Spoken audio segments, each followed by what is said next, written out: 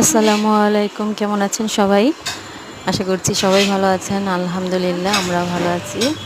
এই তো মা মেয়ে চলে আসলাম লাঞ্চ করতে দুপুরে।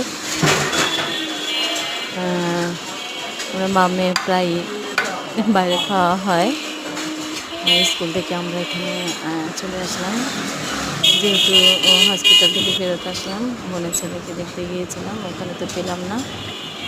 এখন আমরা মা মেয়ে এখানেই লাঞ্চ করে বাসায় যাব।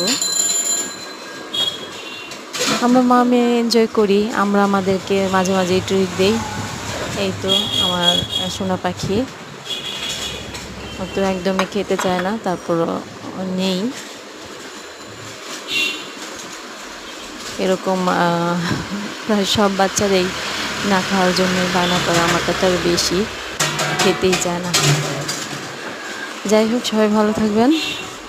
আল্লাহ হাফেজ। আসসালামু আলাইকুম।